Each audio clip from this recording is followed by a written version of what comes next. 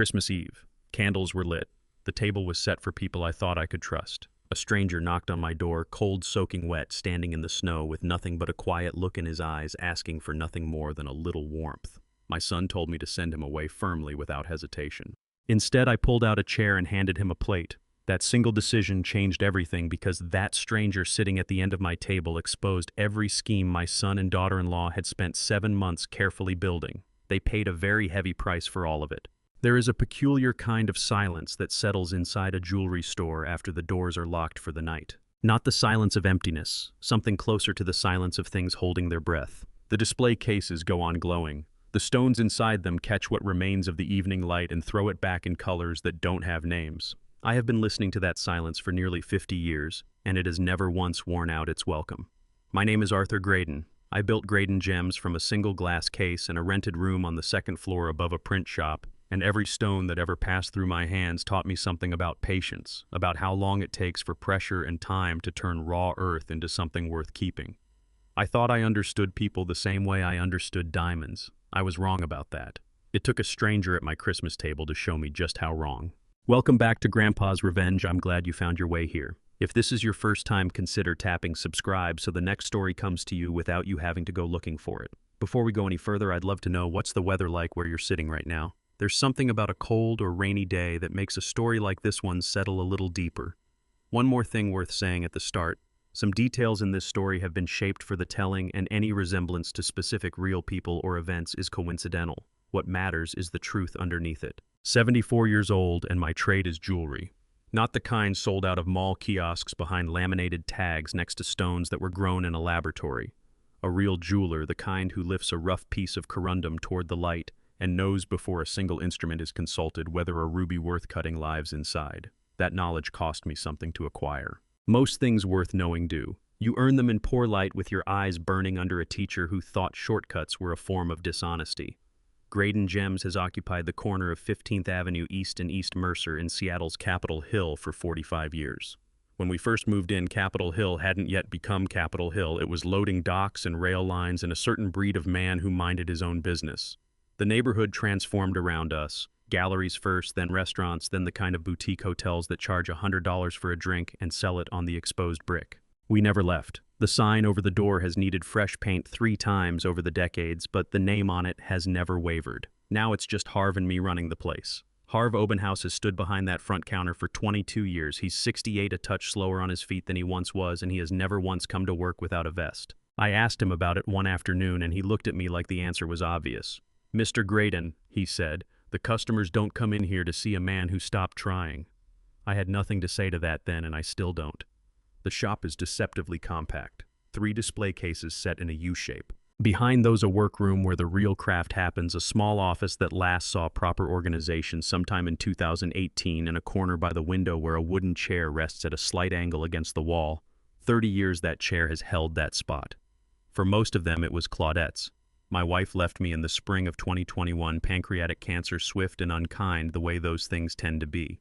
Everyone asked how I was managing, and I always told them fine, because what other answer serves? The honest version is harder to articulate. It wasn't grief in the way people picture grief, loud and visible. It was subtler than that, like entering a familiar room and finding the overhead bulb has gone dark. Everything is where it belongs. You can navigate. But the light is wrong, and that wrongness never quite leaves you. I kept the chair. These days it belongs to Elliot, Colin's boy, my grandson, 10 years old. Every Tuesday and Thursday he covers the 6 blocks from school on foot, lets his backpack fall beside the chair, hard enough to shiver the back display case, and then works through 2 hours of homework with the kind of concentration that suggests he takes his arithmetic as a personal matter. He's quiet when he works. So am I. Over the past year we have arrived at an understanding that neither of us had to negotiate. He handles his work, I handle mine. At some point in the middle of it all, Harv sets a small glass of cold water beside each of us without a word. Elliot has Claudette's eyes. I have never said that to him. Certain things you carry alone. I was turning all of this over Elliot, the chair, the specific weight of a Tuesday in early June, when the bell above the door announced Colin. My son is 42 years old. He got my frame and his mother's complexion. He sells commercial real estate on the river's east side, which is another way of saying he makes a living persuading people that a given space is worth more than it looks. He has a talent for it. He has always had a talent for making things appear to be something they aren't.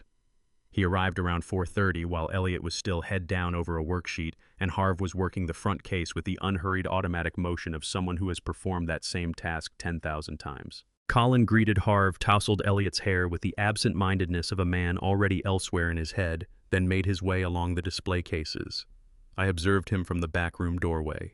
After 5 decades in this trade, I know what it looks like when someone genuinely loves jewelry. They draw close. They decelerate. Their attention narrows to a single piece the way you sink into a chair that fits you. Then there are the others, the ones who are not really seeing the jewelry at all. They're tallying. Their eyes sweep case to case, shelf to shelf, making a silent accounting. Colin moved through the room with exactly that quality of gaze, the kind I had watched appraisers use at estate sales when the paintings were beside the point. He mentioned being in the area. Said it had been a while and he wanted to look in. He worked through his questions methodically. How was business holding up? Had I revisited the retirement discussion from March? Was Harv still on full hours? Reasonable questions delivered in an even tone, accompanied by a smile that lingered on his face a beat past its welcome before it retreated. I gave him the same kind of answer I always give, measured, unspecific, nothing he could act on. That too is something this business taught me. When people believe they're not being watched, they reveal considerably more. Around the 15-minute mark, he said he needed to get back across the bridge. This time, when he kissed the top of Elliot's head, he meant it. He clasped Harv's hand and stepped out. The bell rang behind him. A delivery truck ground past on the street. Elliot didn't lift his eyes from the page. I returned to the bench, settled into my seat, and drew out the small notebook I have kept in that top left drawer since autumn of 2021. The one I began the week after Claudette's memorial, when I realized I needed a place to store the things that wouldn't come out of my mouth. With time, it had turned into something more purposeful. A log dates small observations, details that mean nothing in isolation but acquire a shape when you set them side by side and study them. I noted the date, June 3rd, 2024, and then wrote R came in, looked at the cases the wrong way, asked about retirement again. Then I shut it and turned toward the window. Seattle was behaving the way it does in early June, producing a gray mist that couldn't commit to being rain, laying a pewter sheen across the pavement. A woman went by with a terrier pulling at its lead. A cyclist threaded past a van sitting in the right lane. Perfectly ordinary Tuesday. Nothing on the surface to signal that anything was amiss. 50 years spent reading what other people missed. The irony was that I never expected to need that particular skill within my own family. It began quietly, as the things that ultimately matter tend to do. An unsolicited cup of tea delivered with a smile that didn't quite settle right. Vivian had never struck me as an attentive daughter-in-law. Not unfriendly, just someone who maintained careful margins, who acknowledged birthdays by card and left it there. Who posed the obligatory questions about your health without leaving room for a genuine reply. 17 years of this, a relationship that functioned on mutual courtesy and deliberate distance. She held to her side, I held to mine. That kind of arrangement persists in families, not because it's healthy, but because no one is willing to be the one who breaks it. So when she began appearing at the shop in early July, I paid attention. Her first visit had a surface logic to it. She had been at a boutique a couple of blocks away, she explained, and decided to look in. She came carrying tea in a paper cup from the corner place, chamomile, she specified, aware that I don't touch coffee. She settled on the edge of my workbench and produced a smile with the warmth of stage lighting, technically present, but you never forget it's manufactured. I thanked her, closed my hands around the cup, did not drink. We spoke for roughly 20 minutes. She wanted to know about Elliot, his schoolwork, whether he still made his way to the shop in the afternoons. She asked after Harv whether that knee of his had improved. Every question calibrated, sequenced, delivered with exactly the appropriate pitch of concern. I answered, and I watched the way you watch a stone that hasn't declared itself yet. Not scrutinizing, simply present. She went without making a purchase, which by itself meant nothing. What meant something was that she was back 4 days after that. This time she had brought loose-leaf tea in a proper thermos and poured it with care into the ceramic mug she had evidently spotted on my shelf. The mug Claudette had brought back from a trip to Maine in 2012, which I had never been able to put away. That level of attentiveness was not accidental. I knew exactly what kind of move it was. Deliberate research. Vivian had been watching, carefully storing details, and now she was putting them to use. I'll give her this much: the tea was good. But something lingered at the back of it, a note I couldn't account for. Not offensive, just there, present in a way that chamomile on its own didn't explain. A faint bitterness, the kind certain minerals carry, or the trace some herbal supplements leave on the back of the tongue. I took 2 sips, set the mug down, and moved it to the far end of the bench without drawing attention to the movement.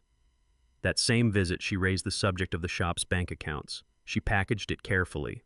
Vivian always packaged things carefully. I was beginning to understand that. The question arrived inside a story about a friend of hers, an elderly father who had run into trouble accessing his money after an unexpected hospitalization. Just something to consider, she said. Having someone listed who could step in and manage things if a situation ever arose. She delivered it the way people deliver lines. They've rehearsed, no friction, no reaching for words, perfectly smooth. When someone speaks out of genuine worry, they stumble slightly. They question their own phrasing, backtrack, try again. Vivian didn't stumble over a syllable. I told her it was a sensible point and that I'd look into it. I use the voice I keep for occasions when I mean neither of those things. Colin's shift arrived around the same time, though it took a different shape. He wasn't coming into the shop as much. In the first 2 weeks of July, he called 3 times, 3 more calls than he had made in all of June combined.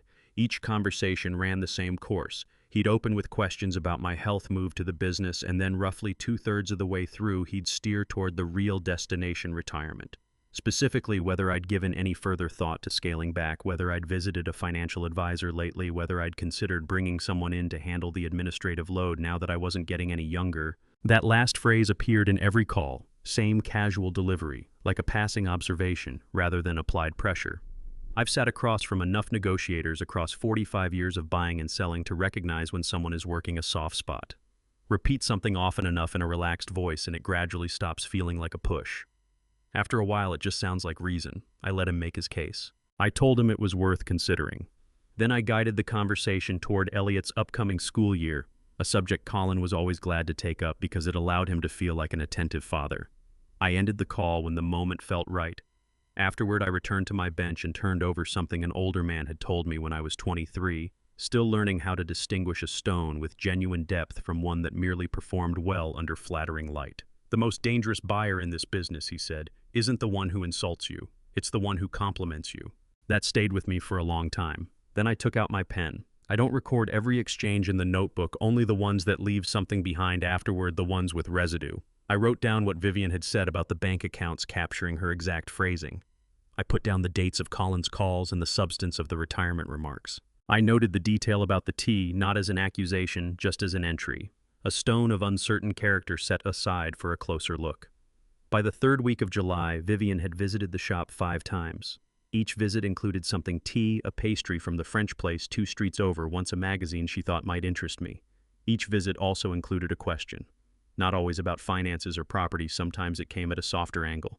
Had I thought about what would eventually become of the shop? Did I have a plan for the inventory? Were my important documents current? At 74, I have had enough time to arrive at one, understanding that schools don't teach and families don't often say plainly. The people who want something from you almost never ask for it outright. They draw near first. They make themselves useful, establish a presence, build a habit, manufacture a sense of earned trust. Once the foundation is solid, the construction begins. I could see what was being constructed. What I didn't yet know was how high they meant to build it. On the last Friday of July, Vivian arrived with tea again. Same thermos, same mug, same expression. She poured it herself, placed it in front of me, and we spent 20 minutes talking about things that didn't matter. After she left, I sat alone in the back room and lifted the mug. The bitterness was there again, faint but consistent. The kind of thing you'd miss entirely if you weren't already oriented toward it, or if you had no reason to mistrust the hand that served it. I set the mug down and studied a thin film of residue settled at the bottom, a darker circle against the ceramic barely discernible in the afternoon light filtering through the back window. For the first time in a long while, I felt cold. I found it on a Thursday. Not by chance I had been looking, though I hadn't acknowledged that to myself until the instant my fingers closed around the bottle. Vivian had left her coat. She'd come in that morning, stayed about 30 minutes, brought soup instead of tea, asked 3 carefully worded questions about whether I'd recently spoken with an estate attorney, then departed in a rush, something about a meeting across town. Her coat remained on the stool near the workbench. I let it sit there for the better part of an hour before I did anything. I went back to my work, finished setting a stone on a repair piece, wrote up 2 estimates, talked with Harv about a late delivery. A normal enough afternoon, except that roughly every 20 minutes my attention drifted back to that coat on the stool, the way your eyes return to something you haven't decided how to handle yet. At 4:15, Harv said goodnight, straightened his vest, burgundy today, and headed out. I locked the front door, turned the sign, and stood in the quiet that gathers after a working day ends. Then I walked over and went through the pockets. The left held a folded receipt and a half-finished roll of peppermint gum. The right held a phone charger, a chapstick, and a small glass bottle, roughly 2 inches tall, black cap, no commercial label, just a band of white medical tape around the middle with something written in script that was either very small or very hurried. The ink had run slightly as though the cap had been replaced before it could dry. I stood with that bottle resting in my palm and didn't move for a long time. People expect rage in a moment like that. Rage wasn't what came. What arrived instead was something colder and cleaner, a precise, focused clarity. The same sensation as locating an inclusion you'd been half anticipating in a stone you'd hoped was clean. You don't rage at a flaw, you see it, you accept that it's there, and then you determine what to do next. The tea sample was waiting in the back room. I had saved it the previous Friday, poured what remained into a small sealed jar, and tucked it behind a box of lens cloths where nobody would think to look. I set the jar beside the bottle on the workbench. Two small objects in the late afternoon light arranged side by side like the opening of a sentence I hadn't yet finished reading. I considered calling the police. Then I thought it through. Walking in with two containers and a suspicion would accomplish exactly one thing. It would tell Colin and Vivian that I was onto them. I still didn't have a clear picture of the full extent of what they were doing, how many people were involved, how long the plan had been in motion, how far they intended to take it. Acting too soon would give them the one thing I couldn't afford to give them. I needed to understand more before I put anything in anyone else's hands. The physical directory sat in the bottom drawer of the office desk. I wasn't about to search for an independent testing laboratory on any device connected to my name.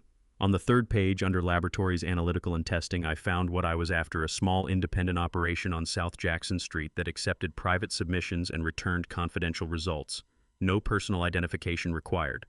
I copied the address and number onto a loose sheet, not in the notebook, a separate piece of paper I folded and kept in my shirt pocket and nowhere else. I called from the shop's landline at 4:53. The man who answered was brief and businesslike. Organic compound analysis, 8 to 10 business days, $140 cash at drop-off intake number only. No name attached to the sample.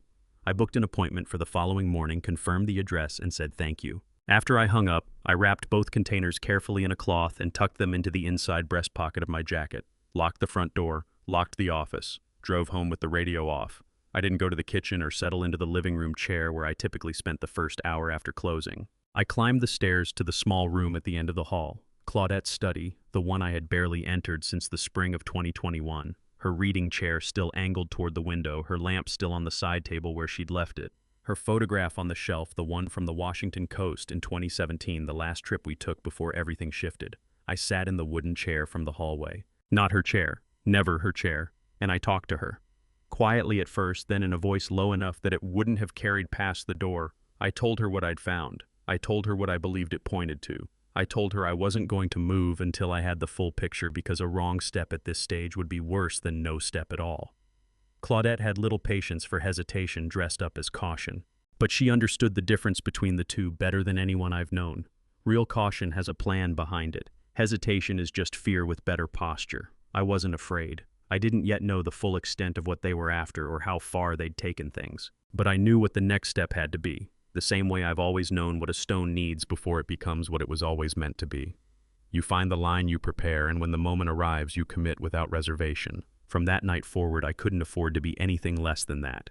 The results came back on a Tuesday. I read them twice, folded the page once along the center crease, and placed it in the false bottom of my workbench drawer, the same compartment where I had kept Claudette's engagement ring for 3 weeks before I finally worked up the nerve to propose. Some things you keep hidden, not because they're shameful, but because they're too important for open air. The report ran 4 pages written in the dry, precise language of people who deal strictly in facts and want no involvement in whatever you choose to do with them. The summary was on page 1. The compound identified in both samples belonged to a class of substances with well-documented effects on the central nervous system, specifically on the kind of short-term memory processing that in older adults tends to appear indistinguishable from the early stages of cognitive decline. Used consistently over several months, the effects would be gradual enough to seem natural. Documented carefully by, say, a physician who had been told what to look for, they would be sufficient to build a clinical record. A clinical record capable of supporting a legal argument about a man's capacity to manage his own affairs. I sat with that for a long time. Then I got up, walked to the sink in the back room, and washed my hands with the unhurried thoroughness of a man who has just completed a job. Then I went back to work. That afternoon I began practicing. It started with small things, reaching for the wrong tool and letting a brief flicker of confusion cross my face before setting it down. Asking Harv what day it was when I knew perfectly well, pausing mid-sentence as though the next word had drifted just out of reach. Nothing theatrical, nothing that would read as staged if someone was watching for it, just the quality of a mind beginning to lose its purchase on the finer details of things. I had spent 50 years training my eyes to detect what was almost undetectable. It turned out the same precision worked in the opposite direction. I practiced at home in the evenings in front of the bathroom mirror. I want to be straightforward about this because that is how I treated it, as a technical problem, not a personal indignity. I needed to do something convincingly that I had never done before and that required practice. The way setting an unusual cut requires practice. The way any skill worth developing demands repetition before it becomes reliable. What I hadn't anticipated was what it would cost me. Colin came in on a Thursday in the second week of August. He was in good spirits, lighter than he'd been in months, which told me something about what he believed was happening. We talked for a while about Elliot's upcoming school year, about a repair piece I was finishing, about nothing in particular. At one point, the conversation drifted naturally to Claudette.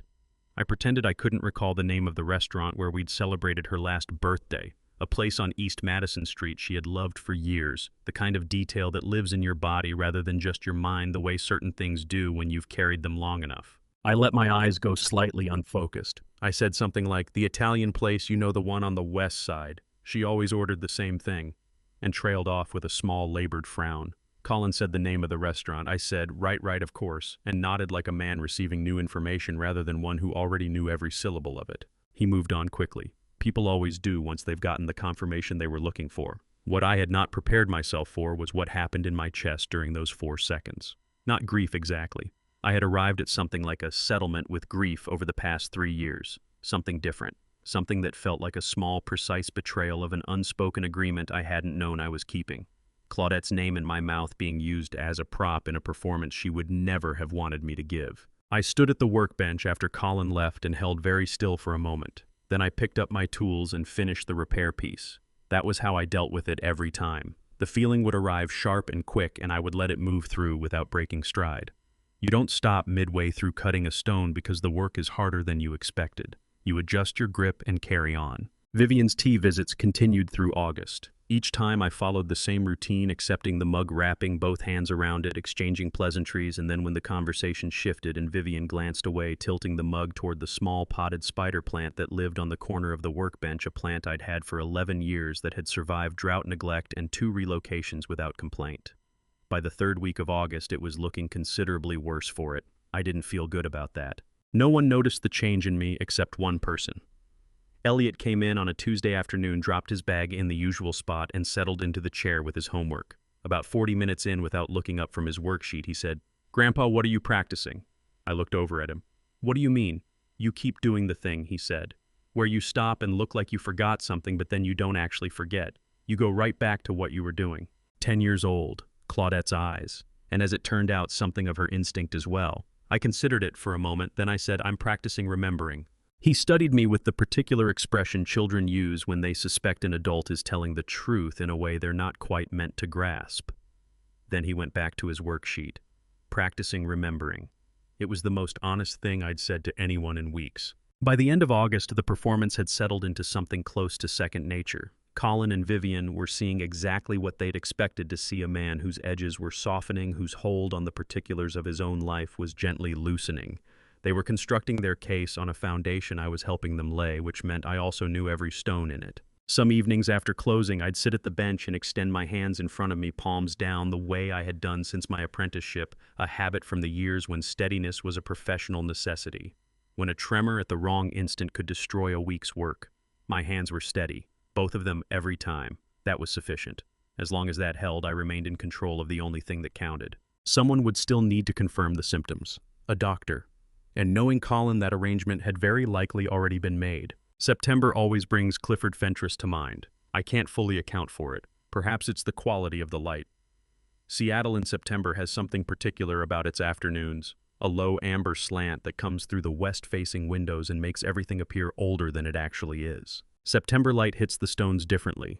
Less fire than summer, more restraint, as if the season itself were posing a quieter question.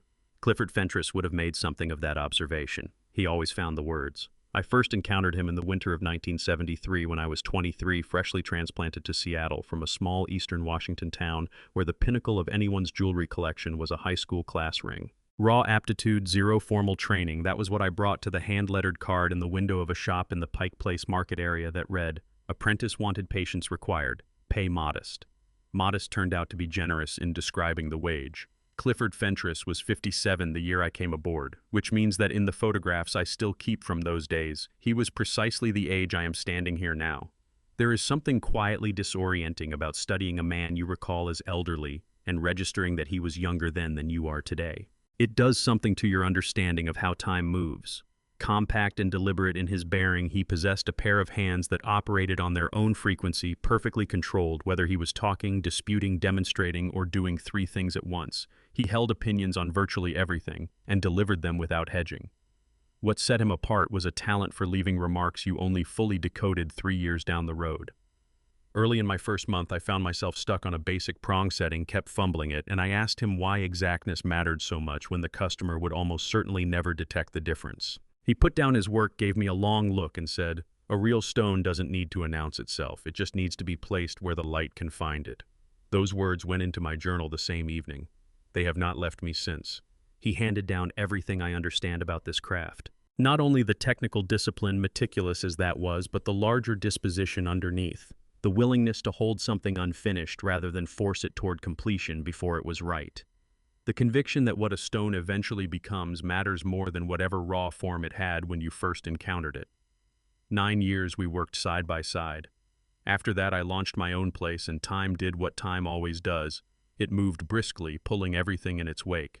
I maintained contact with Clifford the way most people maintain contact with those they always intend to visit more frequently than they do. A card each December, a phone call now and again, a visit every year or so that invariably ended too soon. He had a son, perhaps 8 years old when I departed the shop, a still attentive child who took in far more than he gave back. Beyond that, my memory of the boy is thin. I wasn't watching carefully enough. That is a fact I have had to carry. Somewhere around 1997, Clifford's finances collapsed. The full account isn't mine to give. What I know is that a business partner turned out to be something other than advertised, and a succession of well-intentioned choices came apart in the worst way. He reached out twice that year. I can recall both calls in detail, which itself functions as a verdict. At the time, I was in the thick of expanding my own operation, new debt, new staff, new pressures. I listened to him. I said the appropriate things. What I did not do was the one thing that would have counted. I didn't go.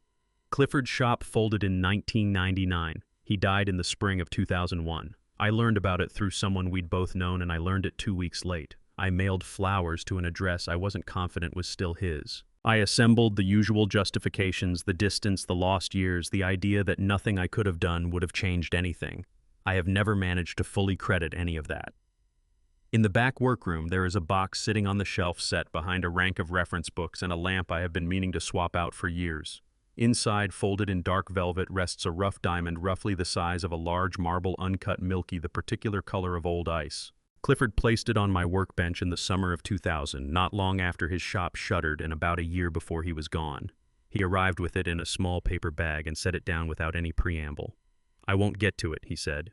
"You will when you're ready." I asked what the stone required. "You'll know when you look at it properly," he told me. I have looked at it properly many times. I have retrieved it from its box, positioned it under magnification, recorded observations about the inclusions, the grain, the angles that would have to be addressed. The path forward is clear to me. I have never taken it. I can only say that certain objects accumulate significance over time that their physical weight does nothing to explain. That diamond holds an unfinished debt, something I owe Clifford a reckoning. I have been deferring for 23 years while telling myself the moment hadn't arrived yet. September I spent as I spend most Septembers at the bench alert, keeping the performance from slipping. Colin phoned twice. Both calls I handled without a stumble. Vivian arrived 3 more times carrying her thermos, and I managed those visits in the usual fashion, one obligatory sip, then the spider plant, which had by now taken on a genuinely sickly appearance. Toward the month's end, on a gray and dripping Thursday afternoon of the variety Seattle issues freely, once summer relinquishes its grip, Vivian dropped in with what she described as a written-out recipe for a soup I had once mentioned enjoying. She remained for 20 minutes, passing most of that time with her phone at her ear, body angled toward the front of the shop. From the back room I could hear her without being in her sightline far enough that she'd apparently stopped accounting for me. The voice she used was the soft, carefully measured kind people adopt when they're trying to sound unremarkable and not entirely succeeding. The conversation was largely routine. But in the closing moments before she signed off, a name surfaced: Oberon. Just the name, unattached to any explanation, followed by a reference to next week and then a sentence she pulled low enough that I lost it entirely. That final part she may have dropped deliberately, or it may have been instinct. Either way, a minute later she appeared in the back, pleasant and brisk, pressed the recipe card into my hand, lingered another 5 minutes, and went out the door. After she left, I stood at the workbench and let my eyes rest on the shelf where Clifford's stone sat in its box behind the books as it had for 23 years, untouched. I opened the notebook and entered the name Oberon along with the date and the note that she had forgotten I could hear her. I closed it again and studied the box for a while. I was no longer certain what I was holding back for. October moved in, and with it came a shift in atmosphere, the kind that precedes something about to break.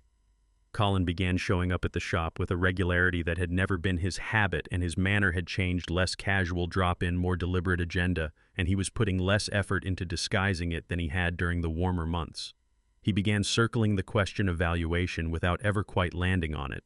Direct was never Colin's mode. He worked obliquely, the way you move toward a dog whose temperament you can't yet read from the side, keeping your gaze slightly off. He would drop a comment about a property nearby that had just changed hands, and wasn't it something what values in Capitol Hill were doing lately?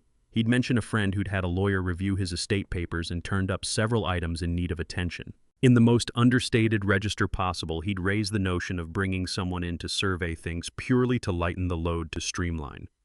Dad, just to cut down the administrative side while you concentrate on the work you love. The specific words rotated, but the trajectory never varied. He was isolating the line of least resistance, the way a locksmith navigates an unfamiliar combination, methodical, one increment at a time, attending to the moment of give. Every exchange concluded identically. I'd say it seemed worth considering Colin would exit wearing that faint look of progress, and I'd return to the workbench and transcribe the conversation, precisely what was said and when. The call arrived on a Wednesday in the second week of October. A woman named Delphine. She had spent nearly 30 years as a clerk at the King County Courthouse, and she and Claudette had shared a pew on their church's fundraising committee for the better part of a decade. She rang the shop's landline at 2 in the afternoon and asked whether I could spare a few minutes. She spoke with the careful precision of someone extending a courtesy that wasn't technically hers to extend. A petition had been filed. A conservatorship petition, the legal mechanism by which a court steps in and assigns someone else to oversee the finances and day-to-day decisions of a person judged incapable of governing their own affairs. She'd reached the limit of what she could share, but she felt I ought to be told. I thanked her for it. I mentioned that Claudette had always counted her among the decent ones. She offered her condolences, and she meant them, and then the call was over. I kept the handset against my ear for a beat after the line dropped. Not because I was stunned. The truth was, I'd been assembling this conclusion piece by piece for the better part of a year. What I felt was the specific gravity of a suspicion becoming a certainty. When you only suspect something, there's still air in it, room for the thing to be wrong. Certainty closes that off. This was the whole structure of it laid bare, not an offhand remark over a table or someone's pen scratching a signature, a formal filing entered into a court record carrying the full weight of documentation. Left unchallenged, that filing would strip away my authority over my own money, my property, every consequential choice remaining to me, and place it all in Colin's hands. Oberon Quelch had built the legal framework around it, and what Vivian had been lacing into that thermos wasn't some separate matter. It was the raw material for a doctor's assessment designed to arrive at a predetermined conclusion. I had anticipated that something was coming. I had underestimated the methodical care they'd brought to it. I entered the call in the notebook. Then I returned to work. Oberon Quelch showed up one evening during the third week of November. Colin brought him to the house, not the shop. That choice alone was meant to communicate something. I was 44 medium build, dressed in a navy suit with the kind of tailoring that doesn't come from a standard shelf. Colin introduced him not as a lawyer, which is what he was, but as a family advisor. And in that single distinction, I understood at once how they planned to characterize everything that followed. He clasped my hand in both of his right hand, gripping left laid over the top, the sort of handshake that lingers 2 seconds past its natural end. He said it was a pleasure to finally meet me. That word finally told me Colin had been speaking about me for quite some time. I noted it and said nothing. The most disquieting thing about him was his voice. Easy, unhurried, warm in a way that felt almost engineered, the kind of rhythm a man acquires after years spent steering people gently toward decisions they hadn't arrived intending to make. Nothing he said that evening was objectionable. He praised the house, put forward well-considered questions about the history of the shop, displayed what read as genuine curiosity about jewelry as a craft, and let it drop that his grandmother had owned one piece she'd referred to all her life as the finest thing she'd ever had. I observed him the way I observe most things, steadily without showing that I'm doing it. Elliot was there that night, a Tuesday, the evening he reliably came for dinner. He sat toward the far end of the table and picked at his food with a quietness that had settled over him sometime around September. There'd been a time when he peppered dinner with questions, fast, guileless, the way a child asks when he knows he's welcome. That autumn, the questions had dried up. Instead, he watched the grown-ups, the talk, the subtle shifts in how people angled themselves and softened or sharpened their voices based on who was in earshot. Oberon Quelch put a question to him about school at one point. Elliot gave back 2 civil sentences and dropped his eyes to his plate. A few minutes on, I looked his way and found him watching Oberon Quelch with an expression I knew from somewhere near home. He was taking the man's measure. When they left, Elliot gathered up dishes without waiting to be asked. We washed up together in the comfortable quiet that had grown between us over the past year. Walking him out to Colin's car, I noticed him stop on the front step and turn back. The porch light put his face in shadow, and I couldn't see his expression clearly, but I could tell something was turning over in him. Some thought pressing toward the surface, not quite finding the shape of words yet. He held there for 3 or 4 seconds. Then he cinched his jacket and climbed in without speaking. Whatever was in him, he chose to hold on to it. I stood there until the tail lights swung around the corner and the road went still. Back inside, I lowered myself into the armchair in the front room. Claudette's chair, the one she'd staked her claim to, the one she'd always insisted held the best seat in the house. The one I'd spent 3 years walking past without letting myself examine why. That night I sat down in it because I was done stepping around things. For the first time in longer than I could reckon, I felt a loneliness that went all the way down.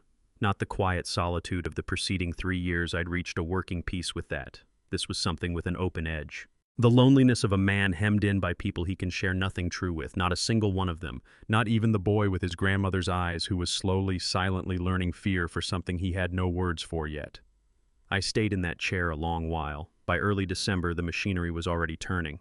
Everything had been positioned. All that remained was the timing of the closing move. Colin called it looking ahead. My name for it was watching someone take the room's measurements before the coffin arrives. December settled over Seattle the way it tends to, patient and purposeful, the rain thickening from autumn's uncertain mist into something that meant business. The city drew itself inward. Foot traffic quickened. The storefronts along the block dressed themselves in lights and seasonal arrangements calibrated to project coziness, and most of them pulled it off. For 43 years I had hung a small wreath on the door of Graydon Gems each December, and this year I did the same because certain habits you sustain not from nostalgia, but from the conviction that routine kept up with enough care becomes a kind of protection. Colin rang on the 3rd of December. His opening was what it always was. He asked after Elliot, after Harv, after whether the holiday rush was producing anything of interest on the repair side. 5 minutes of warm-up engineered to pass as ordinary conversation. Then came the actual reason for the call. He'd been reflecting, he said, on everything I was carrying by myself these days. The shop, the house, all the financial threads. A great deal for any person to manage, he said, particularly someone at this point in life. Nothing drastic, he was quick to say. Simply a temporary measure, a limited power of attorney enabling him to handle certain administrative items through the holiday stretch when things tend to pile up and a man ought to be able to enjoy the season rather than drown in paperwork. The word temporary appeared 4 times in that call. I kept count. I told him it struck me as a considerate suggestion and that I'd think it over seriously. I chose the word seriously with intent. It was the kind of language that made a person feel genuinely heard while binding me to nothing. Colin said he was pleased and mentioned that Oberon had already put together something clean and uncomplicated for us to review and that there was absolutely no rush. Though if I hoped to have matters settled ahead of Christmas, a conversation in the coming week or 2 would serve well. No rush. Before Christmas. I transcribed both phrases into the notebook once we'd hung up. Oberon Quelch called twice in the first week of December. The first came on a Tuesday morning. He was only following up, he said, on the discussion Colin and I had shared, just wanted to be certain I hadn't run into any confusion over the paperwork he'd drawn up. On the phone, his voice carried the same texture as in the room, frictionless, unhurried, the quality of water that always locates the downhill path. The document was straightforward, he said. He'd put together comparable arrangements for numerous families in situations like mine, and this was precisely the sort of thing that let people rest easier. I told him I was grateful for the call and that my options were still under review. The second call arrived Friday afternoon and ran shorter, merely touching base, he said, confirming I had what I needed. He noted that his calendar through the holiday period was wide open should I want to sit down. He hoped I was keeping well and said he looked forward to crossing paths over the holiday. I had extended no such invitation. I sat with that small detail after the line cleared. By the second week of December, their schedule had become legible to me. The conservatorship petition Delphine had flagged was still in the court's queue waiting to be assigned a hearing. But a voluntarily signed power of attorney executed before that hearing ever took place would make the court's ruling irrelevant to Colin. A document freely signed by a man who gave every appearance of being in full possession of his faculties would deliver him effectively the same reach arrived at more swiftly, more cleanly, and without the exposure that comes when a proceeding turns adversarial. Christmas Eve was the target. The family gathered the season doing its work to soften everything. Oberon Quelch on hand with his agreeable manner and his well-cut suit and a document that was by all accounts really quite simple. I had spent enough years in this trade to know a closing move when I was watching one unfold. Elliot came by the shop on a Thursday afternoon midway through the month. He arrived the way he always did, bag-down chair, claimed homework surfaced, but the quality of his presence that afternoon was off somehow. He put in about 20 minutes and then stopped, which was nearly unheard of for him. He sat staring at his worksheet, then laid his pencil down flat and turned to look at me directly. "Grandpa," he said, "are you okay?" Not the quiet, measuring look I'd caught from him the month before. A plain question asked with the gravity of a child who has concluded that the adults in his orbit are not going to bring this up themselves. I looked back at him across the workbench, 10 years old, seated in the chair that had belonged to his grandmother, putting to me the one question nobody else in my life had thought to ask out loud. I told him I was fine. He held the look for a beat the way children do when they're deciding whether an answer is worth accepting or whether to press. Then he said, "Okay," took up his pencil and returned to the page. He didn't believe me. That much was evident, and what I couldn't tell him, what I had to carry in silence while he worked his way through math problems 3 feet away, was that I wasn't entirely sure I believed myself. Not about being fine, about being ready. Those weren't the same thing, and I'd been treating them as if they were more than I cared to acknowledge.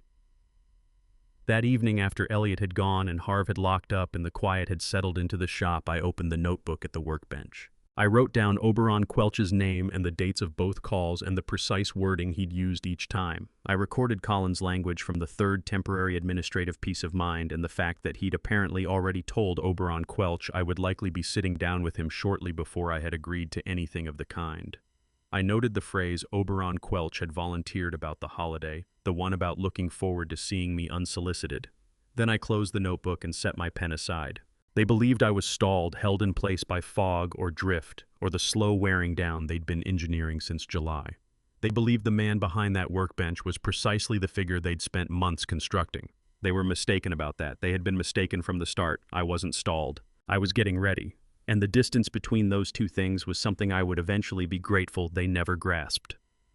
December 24th, 2024. I came awake that morning already certain something was going to happen. What I hadn't reckoned on was the direction it would arrive from. The house carried the smell of coffee and pine. I'd put the tree up the weekend before a real 17-feet noble fir from the lot on North 45th Street where I'd been buying trees since 1986. Claudette had held firm on real trees every year without exception, on the basis that a house that smelled like Christmas actually was Christmas, and everything else was just stage dressing.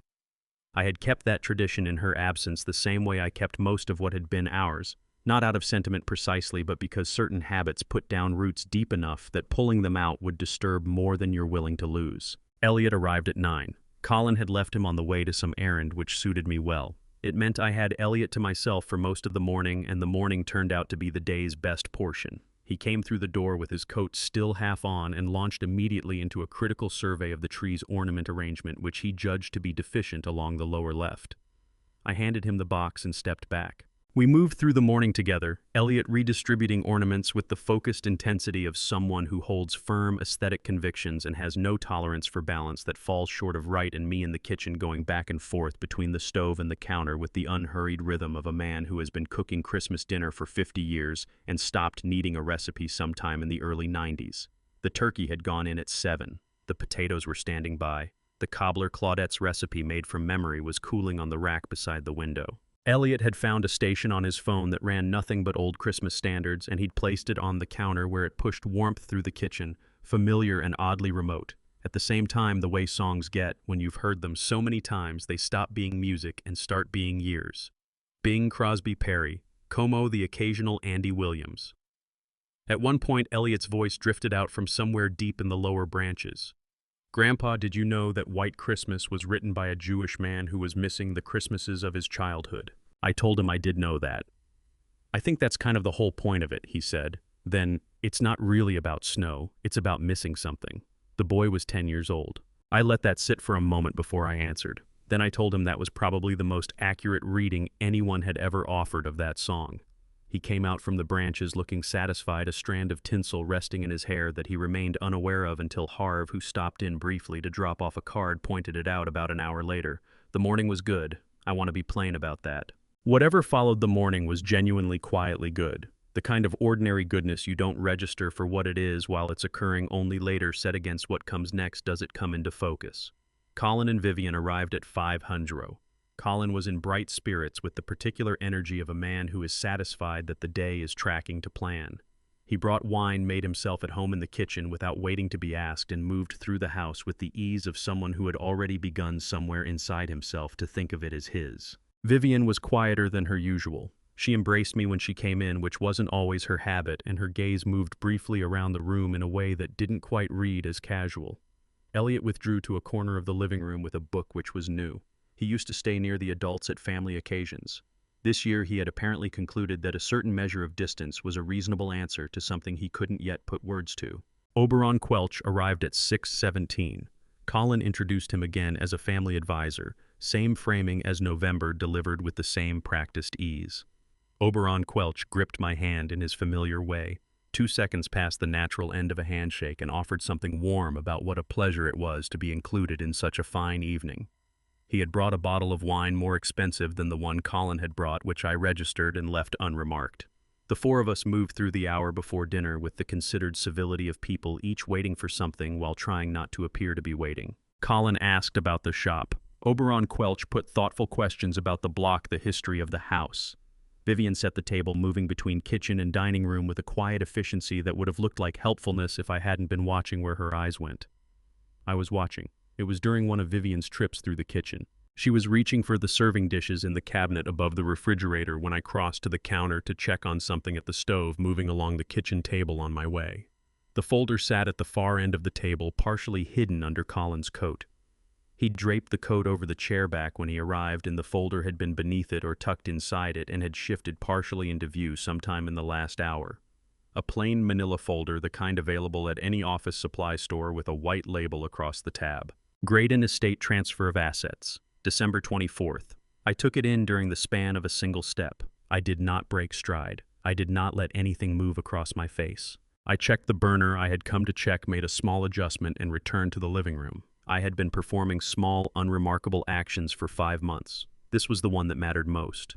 By 7:30, everything was on the table: the turkey, the potatoes, the green beans with almonds, the way Claudette had always made them. What I'm about to share changed how I understood everything that had been happening under my own roof. The moment I had been preparing for quietly, carefully, was almost here. Before we get there, I want to ask you something. If you suspected someone close to you was working against you, would you confront them directly, or would you gather your proof first and say nothing? The wine had been poured. Candles burned at the center of the table. Elliot had been the one to insist on candles, had gone into the sideboard drawer himself that afternoon and dug out the old brass holders and polished them without anyone asking him to. Colin sat at one end of the table. Oberon Quelch to his left, Vivian across from him. Elliot beside me, close enough that his arm was nearly touching mine.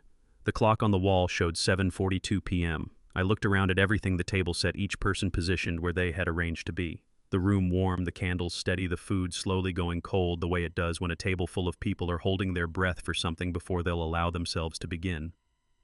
I lifted my fork and knife. The doorbell rang. For half a beat, nobody moved. Then I put the fork down, pushed back from the table, and went to the door. I had no particular expectation of what I'd find on the other side. What I found was not him. The cold entered first, a solid wall of it, the biting, wet cold of a Seattle December that had made up its mind sometime in the last hour. Past the reach of the porch light, the street lay dark and churning under the kind of rainfall that catches the light at a certain angle and blurs into something almost like snow. Standing on the front step just inside the shelter of the overhang was a man. He was somewhere around 45. Pinning it more precisely was difficult cold and exhaustion work on a face in their own particular way, and his showed evidence of both recent and sustained. He had on a dark canvas field jacket, the kind built for weather it could handle, which was not tonight's weather. The shoulders and cuffs were soaked through. His hair, going gray at the temples, had been cut short at some point but had grown past that intention. Several days of growth on his face. But what I took in first, before the coat, before any of it, was his eyes.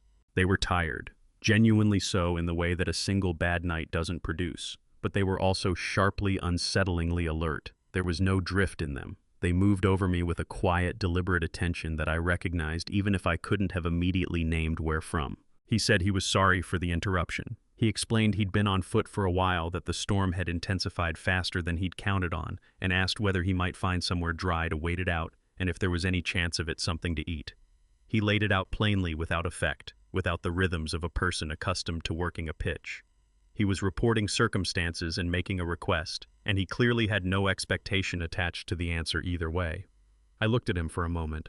Then I stepped back and told him to come in. Colin was on his feet before I had even turned back toward the table. He said my name in that particular register people use when they want to interrupt something without stating what it is. I told him to sit down and fetch one of the extra chairs from the hallway closet.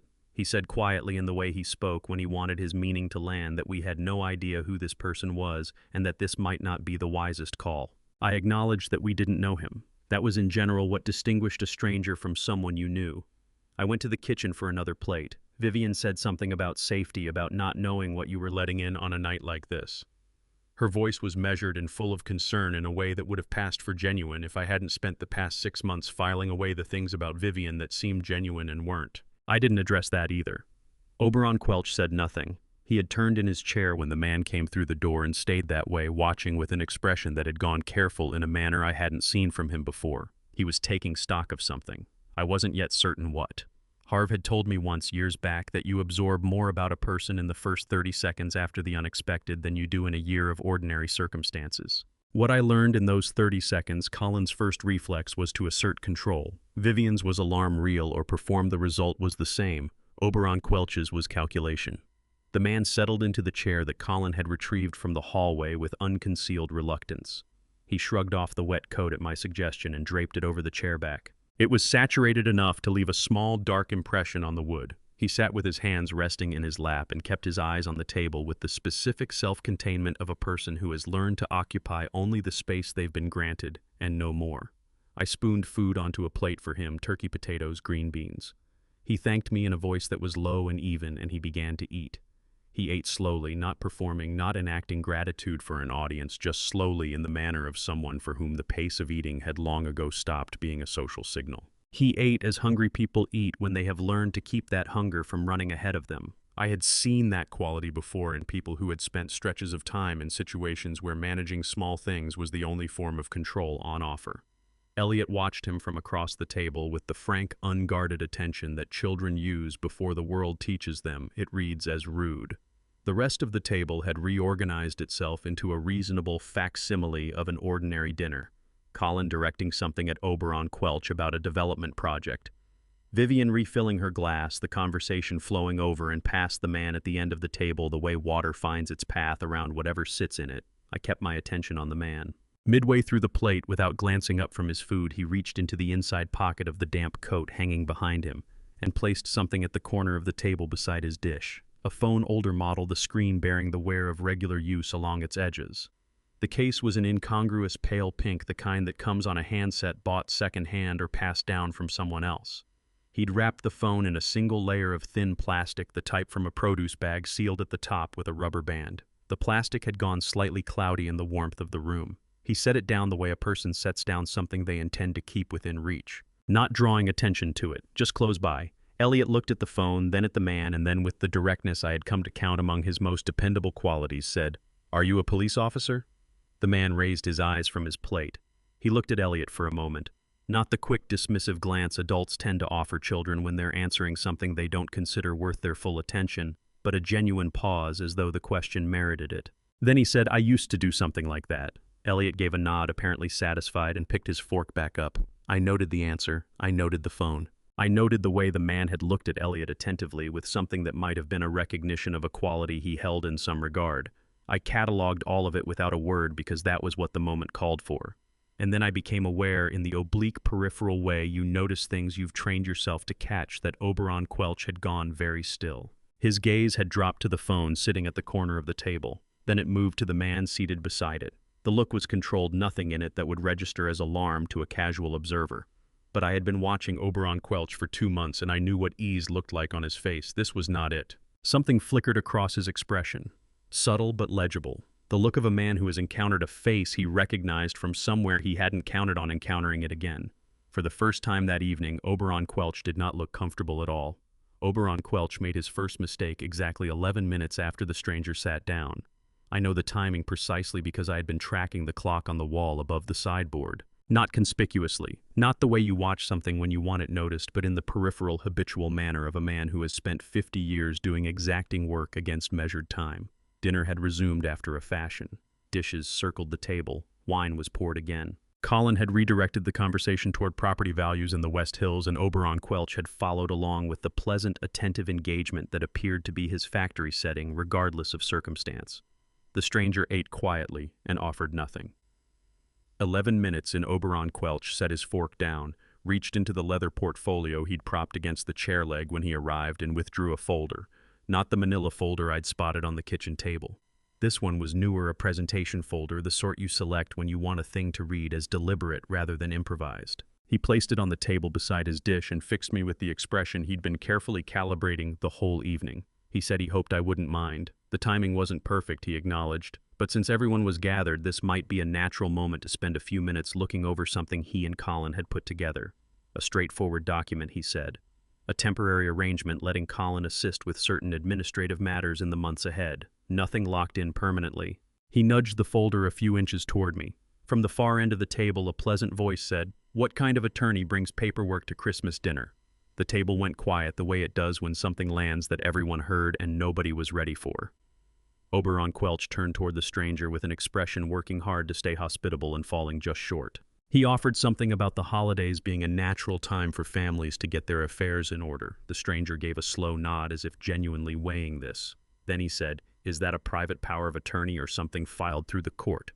Oberon Quelch's jaw moved before his words did. He said it was a private arrangement, that the two instruments were different things. "They are," the stranger said in the same unhurried tone he'd used when asking Elliot to pass the salt 20 minutes earlier. "A private POA requires the principal to have full legal capacity at the moment of signing. A court conservatorship runs through an entirely different process. I'm just curious which one this is because the approach here seems to carry features of both." The table had stopped pretending to be a dinner. Colin said the man's name, not his actual name since no one there knew it yet, but that sharpened, clipped version of "hey" that is meant to convey that a person has no standing in the room and ought to be conscious of that fact. The stranger looked at Colin with an expression of mild, genuine interest, as though Colin had said something worth examining rather than something meant to shut him down. Then he returned his attention to Oberon Quelch. "When was the conservatorship petition filed? Because if it's already entered in King County, having your client put his name on a private document tonight would be, I'm not an attorney, but I believe the term is irregular." Oberon Quelch closed the folder. A small movement practiced and controlled, but the wrong one. If the document had been what he claimed, simple, unremarkable, the kind of paperwork a family might sensibly pull together over the holidays, the answer to that question would have been explanation, not retreat. The act of closing the folder was itself an answer, and everyone at the table received it, even those who only half understood what it meant. I got to my feet. I want to be precise about what I said and what I didn't because it matters. I made no accusations. I made no reference to the folder I had spotted on the kitchen table, or to the conservatorship petition, or to the months of observation I had been conducting without a word to anyone. I simply stood up, which at my age and in my own home carries a gravity that requires no elaboration, and I said that I would not be signing anything that evening. Not the document in that folder, and not any document. Not because anyone at the table had argued me out of it, but because it was mine to decide, and I had decided, and that was the end of it. Then I looked at Oberon Quelch and told him I thought it was time he made his way home.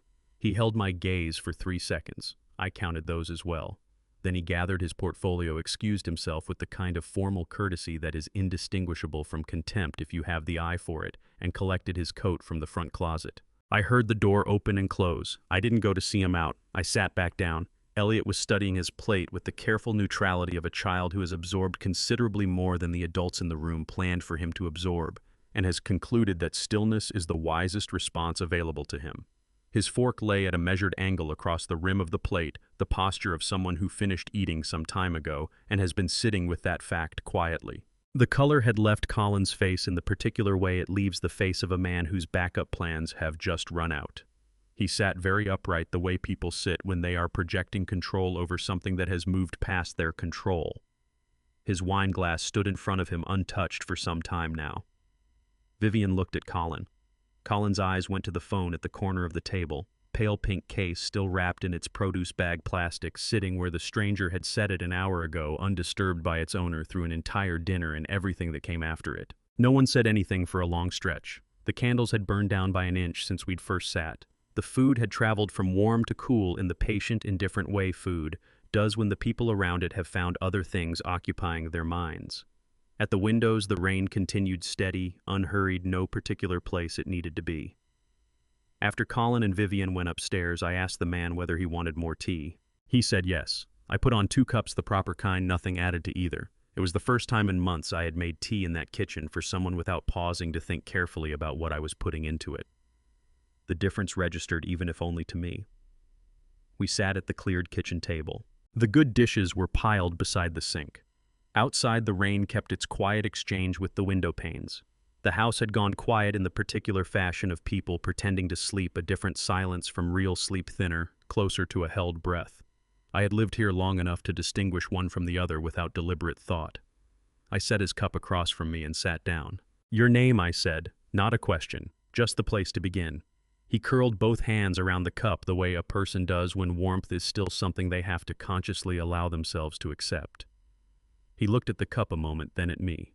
Me, Leland Fentress, 45 years old, former special agent, FBI Financial Crimes Division, Seattle Field Office, 11 years before I was terminated. He put the word out plainly without reaching for softer language. I noted that. I documented a pattern of misconduct inside our own office during a major case, reported it through the appropriate internal channels. The channels determined that the most efficient resolution was to remove the person who had done the documenting. There was no bitterness in the way he delivered it. I found the absence more persuasive than bitterness would have been. Bitterness performs for an audience. What he carried was the flat, settled weight of something turned over from every angle until it had simply become a fact. After that, I applied for a private investigator license through Washington. A straightforward process if your background is clean outside the termination. I've been working on my own for about 3 years now. "And Colin," I said. He nodded. 18 months ago, a former colleague flagged unusual movement in a set of accounts connected to a property development company your son holds a partnership stake in. The pattern matched wire fraud funds routed through a chain of intermediary accounts to obscure both where they came from and where they were going. Each transaction individually small enough to avoid triggering automatic review, collectively over time significant. He set the pink-cased phone on the table between us. "Everything I've gathered is backed up and encrypted separately. The phone is just the access point. I have 18 months of financial records, internal communications, and 3 recorded conversations made in locations where Washington's single-party consent law applies. It's enough." "You chose tonight deliberately," I said. I'd been close enough to this situation long enough to see they were working to a hard deadline. If that document got signed tonight, the legal footing shifts considerably harder to challenge, harder to undo. He paused. "I also needed to understand something before I knocked on that door. Whether you were unaware of what was being done to you, or whether you were—" "And now you know," I said. "Now I know," he said. We sat for a moment without speaking. The rain moved outside, a gust pressing itself against the glass and then letting go. From upstairs, nothing. I looked across at the man on the other side of the table. "Leland Fentress. I turned the name over the way you turn a stone before you've decided what it is. Then I said your father's name was Clifford." The stillness that moved across his face was slight but unmistakable. Not surprise, something that had been waiting longer than surprise. Recognition. "You knew him," Leland said. "He taught me this trade," I said. "I spent 9 years working in his shop before I opened my own." He was the kind of teacher whose words landed in you before you understood them, and then years later you couldn't stop turning them over. Everything I know about patience, about precision, about looking at something long enough to see what it truly is rather than what you'd prefer it to be, that came from him. Leland was quiet. He rotated his cup slowly between his palms. When Clifford ran into serious financial trouble with the shop, I was occupied with my own expansion. That's the honest account of it. He called twice. I heard him both times, said what you say in those moments, and never showed up. 2 years later, he was gone, and I learned about it through someone else 2 weeks after the fact. I wasn't looking for absolution. I was putting the record down plainly without the private softening I'd permitted myself for 23 years. He talked about you, Leland said after a moment. Not often, but when he did, he wasn't bitter. He said you were the finest student he'd ever taught, that you'd done what people do when their own lives get loud. I set my cup down. The kitchen held the kind of silence that arrives after something long overdue has finally been spoken aloud. Not hollow, not uneasy.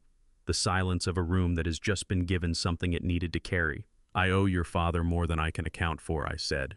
He didn't tell me I was wrong. He didn't tell me it was fine.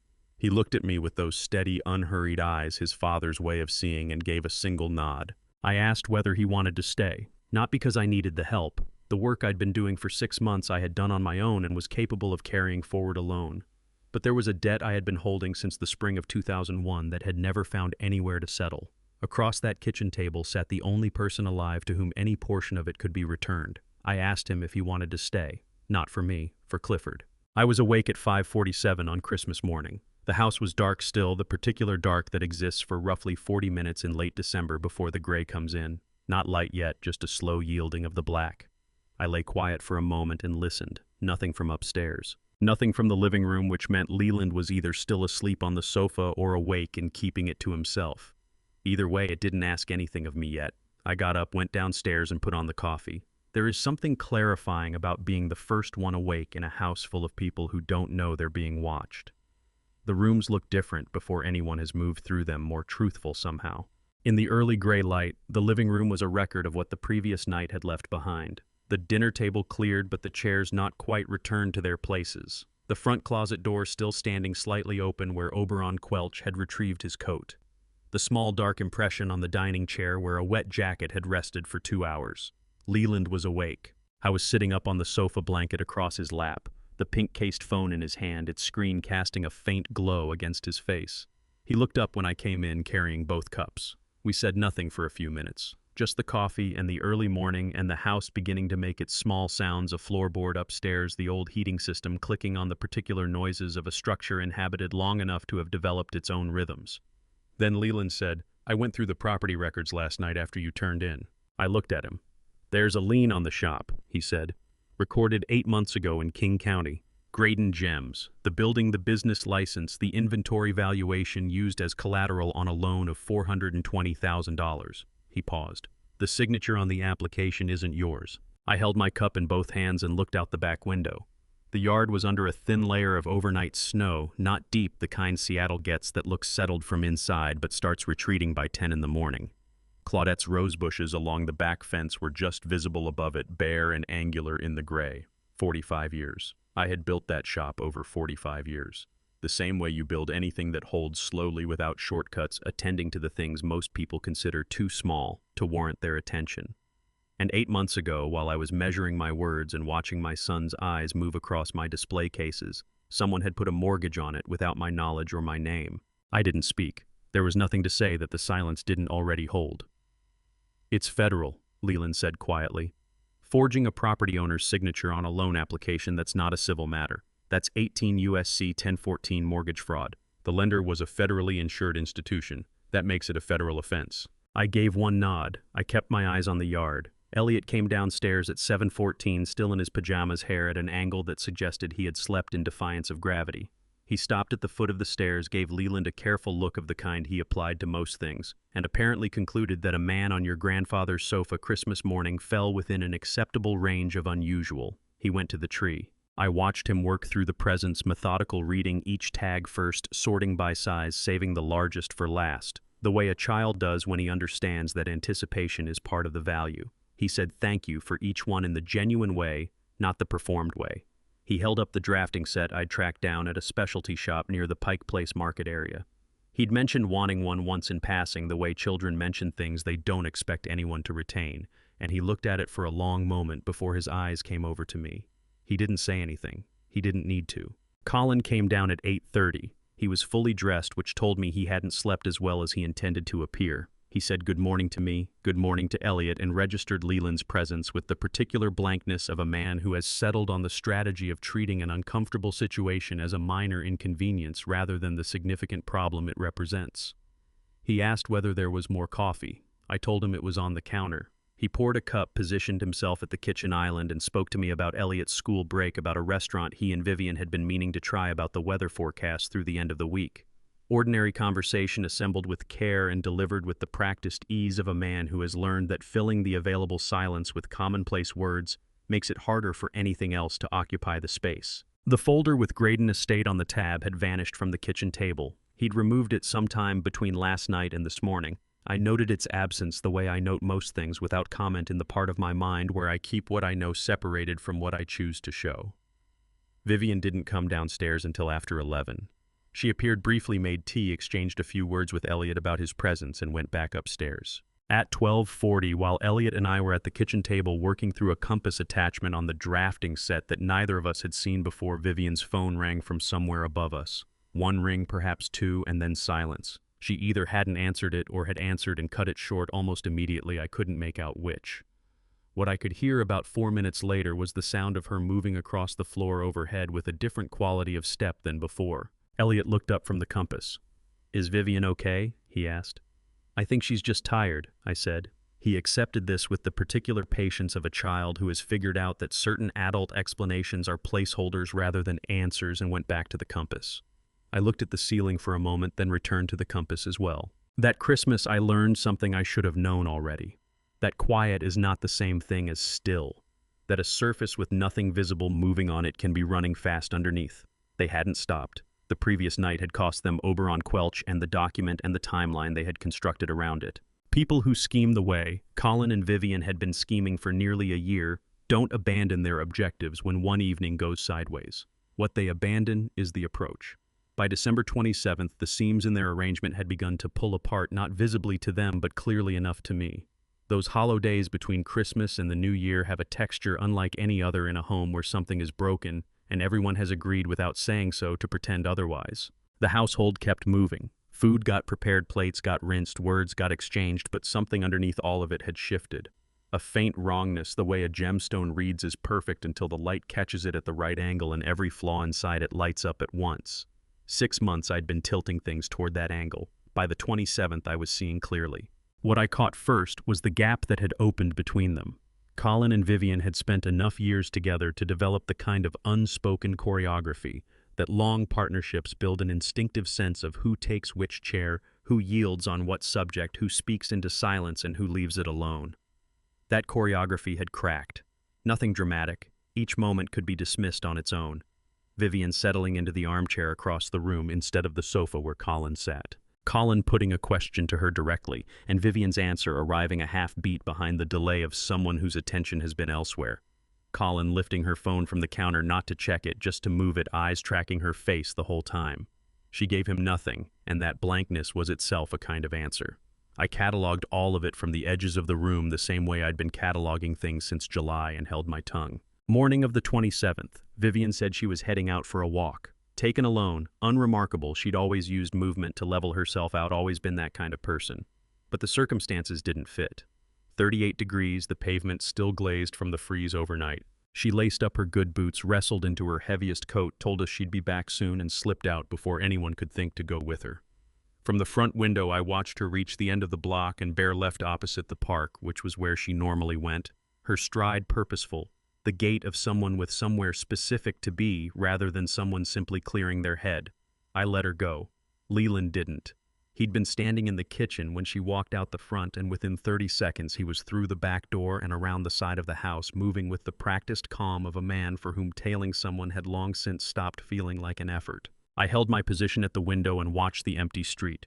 22 minutes later he was back. He came in the rear entrance, helped himself to the last pour from the coffee pot, and took a seat at the kitchen table across from me. He laid his phone between us, face up, displaying a photograph, a payphone on the corner of 15th Avenue East and East Mercer, a scuffed metal box mounted outside a small grocery, the sort of thing you stop noticing after a while. Vivian had been on it for 7 minutes. Leland had documented the number printed on the unit, a small placard beside the coin slot, worn but still readable. He'd also gotten a shot of Vivian from across the street, far enough away to be discreet, close enough that her face was identifiable. She'd stood angled away from the street, one palm flat against the top of the unit, her voice tight and deliberate, the posture of someone rationing their words.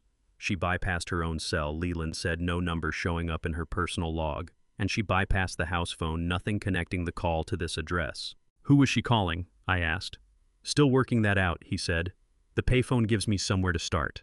The outgoing number is public record traceable if you know where to look. The real question is who picked up. That same afternoon, Colin retreated to the back bedroom, phone in hand, and shut himself in. Old house, heavy doors, but the hallway has a way of conducting sound that the people who built it never accounted for. I was in the kitchen when his voice reached me. Not words yet, just tone. Dropped below his usual register, ironed flat, in the way a voice goes flat when what's being said needs to stay between two people. I stepped into the hallway, not far, just enough. We need a different approach, I heard him say. He's not signing anything, that avenue is closed. A pause while he listened. Then, I understand that, but the old man isn't going to cooperate and we can't sit here while the court process crawls along. Another silence. Just tell me what the options are. I pulled back to the kitchen before he wrapped up. Didn't need the ending, the middle had told me everything. Colin was still running something with Oberon Quelch. They weren't folding, they were finding another angle. And whatever that angle turned out to be, it wasn't going to look anything like paperwork slid across a dinner table. Come evening, Leland pulled the payphone number through a database his PI license gave him access to. Results surfaced around 9 o'clock. He placed the printout on the coffee table, said nothing, and let me work through it. The number traced to a prepaid account, cash-loaded disposable, a dead end by design. But the payphone's carrier had outgoing call records, and with some cross-referencing the number Vivian had dialed, resolved to a name, a man somewhere in his mid-30s, a thin prior record behind him. A few minor violations. One reduced charge long since settled. Nobody who would draw a second glance, just someone who picked up odd jobs off the books, the kind of person you call when you need something done that you can't put your own name on. I went through the page twice, then put it on the table. Leland took the printout, pressed a firm crease down its center, and sat holding it in both hands. Someone, he said quietly, is lining up an action they won't be able to undo. I didn't push him to say more. He wasn't guessing. He was reading a configuration he'd encountered in his working years when identifying such configurations had been the whole of the job. The specifics would sharpen on their own timeline. What he'd laid in front of me was the outline, no completed plan, just the will that was coalescing behind one. I left it there. I understood well enough. January arrived without fanfare. Colin had gone too still, and stillness in Colin had always meant the gears were turning, and Colin's gears turning had always been a more serious matter than Colin's mouth running. The difference in him showed up on the first day of the new year, plain as anything if you'd learned the vocabulary of his shifts. He turned agreeable. Not the honed, tactical agreeableness he switched on when he was steering toward a particular outcome, something with more give in it than that more ease. He started asking questions about the shop that sounded like actual curiosity. He volunteered for household tasks before anyone had to mention them. On the morning of January 2nd, something Elliot said at breakfast drew a laugh from him. Genuine-looking, unguarded, the kind of laugh that would have fooled anyone who hadn't spent 6 months taking notes on him. I observed it all from the same remove I'd maintained for half a year, logged it in the same notebook, and assigned it its correct meaning, the conduct of a man who has resolved to hold his position instead of advancing because advancing had run him into a wall. The piece I was still missing was what specifically he was holding his position for. January 4th morning. Colin informed Vivian he had a meeting on the other side of the river and walked out the door at 9:15. Leland, who had by now made a quiet discipline of anticipating people's movements before they made them, was already out the back and rounding the block before Colin's car had finished backing out of the drive. I stayed put. 40 minutes on Leland rang from a payphone. Neither of us needed to remark on that with this coffee shop on East Pike Street. He's been in there with Oberon Quelch for 35 minutes. Window seat bold or sloppy, hard to say which. I've had the bus stop across the street the whole time. Can you make out what they're saying? No, but I've got photographs. About 8 minutes back, Oberon Quelch had opened a folder. Colin had pointed to something inside it. They'd gone back and forth over it for 4 minutes, and then Oberon had written something down. Not a word-for-word account, but enough to establish that the relationship between Colin and his attorney hadn't wrapped up on Christmas Eve. Whatever Oberon Quelch had committed to paper, it wasn't an invoice for work already done. Leland was back by noon. He'd made a stop at the county recorder's office on his way home. An old instinct from his former line of work, pulling whatever sat in the public record before drawing anything from what didn't. He laid 2 pages on the kitchen table. One was the photograph of Colin and Oberon Quelch at their window table heads tilted toward the same document. The second was a summary of a separate legal filing he'd turned up in the public record, a declaration of limited involvement signed by Colin and dated December 30th, characterizing his role in certain family financial planning discussions as purely advisory and attributing all substantive decisions to his spouse. Vivian had no idea this document existed. I was confident enough in that the Vivian I'd been watching all week was not carrying herself like a woman who had just signed on to absorb sole accountability for anything. "He's cutting himself loose from her," Leland said. "Legally on paper as of December 30th. He was just along for the ride." I went through the filing twice. It was meticulous work, the sort that reads as routine administrative tidying until you understand the position it's designed to occupy. "And Vivian," I said, "is still placing calls she doesn't want traced." "Which means whatever she's setting in motion," Leland said, "she hasn't brought Colin into it. And Colin was insulating himself against whatever Vivian was setting in motion, which meant he had his suspicions." "He's right to," I said. "Yes," Leland said. "He is." 2 days after that, I settled into my customary afternoon rest in the armchair in the front room, a habit I'd kept up reliably since August because consistency in small things is what lends a performance its credibility. I was not asleep. I was listening. Colin came downstairs at 2:40. He moved through the rooms with the deliberateness of someone who believes the house is empty, checking each space in a way that looked offhand and was anything but. He reached the doorway of the front room, found me in the chair with my eyes shut, and stayed there a moment. Then he went on down the hall toward the living room. I heard him handle something small on the shelf beside the bookcase, the one that held the framed photographs and a few pieces Claudette had brought back from a market in Taos in 2008. Then he went back upstairs. Leland located it 20 minutes later after I'd risen from the chair and mentioned in the same even tone I might use to note the mail had come that Colin had spent some time in the living room.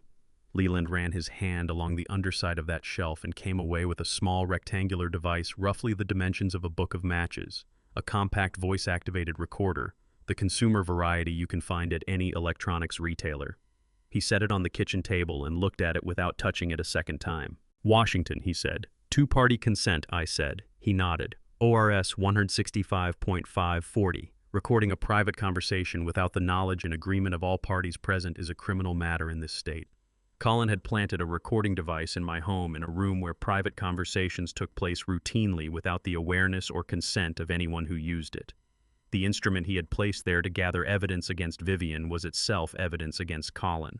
I went to the kitchen and returned with something that looked nearly identical, a small portable timer I'd kept in the utility drawer for years, close enough in size and shape to pass, and handed it to Leland. He set it in the same spot beneath the shelf, same angle, same orientation. Then he passed me the original. I carried it to the bedroom and placed it in the metal lockbox in the closet beside the lab results from August, the notebook, and the copy of the filing Leland had pulled from the county recorder. That evening, I wrote a single line in the notebook. January 6th, R and S are no longer working together. They are working against each other. I closed the notebook. The recording device sat in the lockbox in the dark. It would become evidence in time the way everything does, just not the variety Colin had been intending to create when he pressed it into place under that shelf, convinced he had the house to himself. He had never grasped, not in 42 years, the difference between a house you inhabit and a house you own. It happened on a Thursday morning 3 blocks from the shop at 8:14 a.m. I know the time because I'd checked my watch at the corner of Northwest 13th and Hoy, a reflex built over decades of opening the shop at the same hour, and registered that I was running 4 minutes ahead of my usual pace. The morning was cold and sharp-edged, the kind of January day Seattle produces every so often between its longer gray stretches, where the air has a clarity that makes the world look harder and more precise than it really is. My mind was on a repair piece I'd left half-finished the night before. I wasn't thinking about the alley. The alley cuts between the buildings along the north side of Hoy, a narrow service passage the neighborhood's boutiques and restaurants use for deliveries. I had walked past that opening something close to 240 times a year for the better part of 4 decades. It had never once asked for my attention. I heard the engine before I saw the car. A sharp burst of acceleration, the sound of rubber on wet pavement coming from the left, already fast before my mind had caught up to what my ears were relaying. I threw myself back against the building, not a decision, a reflex, the kind that moves you before you've weighed whether to move. The car came out of the alley at an angle, crossed the sidewalk, and hit the base of the light pole at the curb. The impact wasn't fatal. The vehicle was already decelerating, or the pole deflected it, or some combination of both. But the sound was immediate and hard and seemed to hang in the air for a few seconds after it should have stopped. Then the car reversed, straightened, and rolled off down the street at a speed that was deliberate, quick enough to leave, unhurried enough not to invite pursuit. I stood with my palm pressed flat against the brick for a moment. Then I straightened my coat, retrieved the notebook I'd dropped at some point without registering it, and stood still while my pulse completed its business and settled back into something I recognized. Leland was beside me in under a minute. He'd kept half a block behind, close enough to matter, far enough to go unnoticed. He had his phone out and was watching the street in the direction the car had gone with the calm, unhurried focus of someone finishing a task rather than reacting to one. "I've got the plate," he said. "Good," I said. We stayed there another moment. A woman with a stroller had stopped on the far sidewalk, studying the bent light pole with the uncertain attention of a bystander who can't decide whether to intervene. I lifted a hand to signal I was all right. That seemed to be enough. She continued on. "Are you actually fine?" Leland said. "I'm 74, I said. "Everything is relative." We covered the last 3 blocks to the shop on foot. I unlocked the front door, started the coffee, and took my place at the workbench while Leland stood at the counter running the plate through the database his license gave him access to.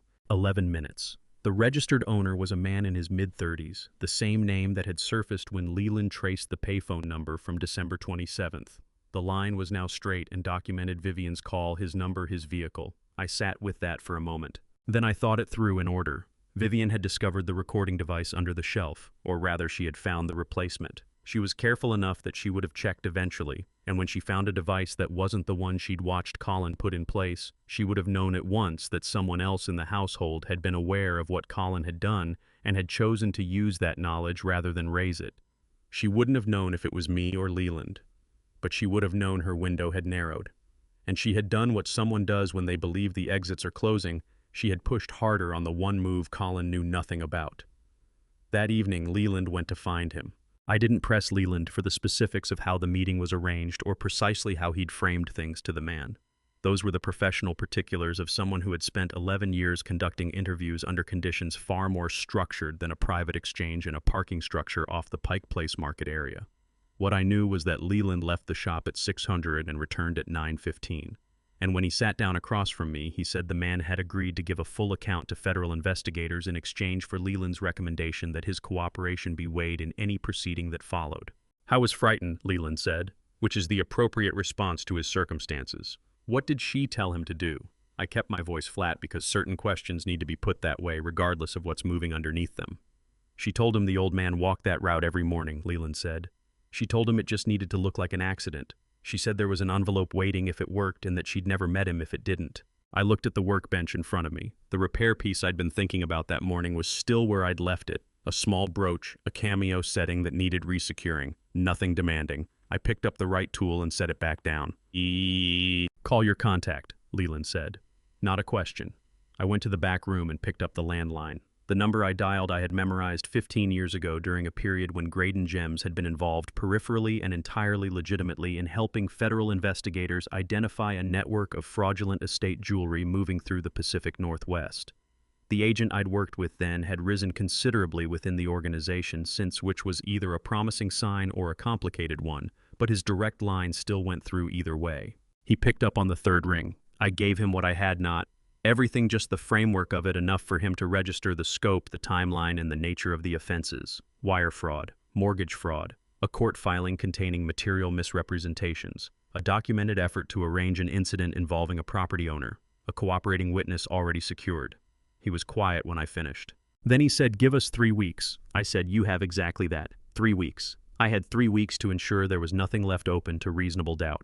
In my work, the final stage before a piece is finished is often the most exacting.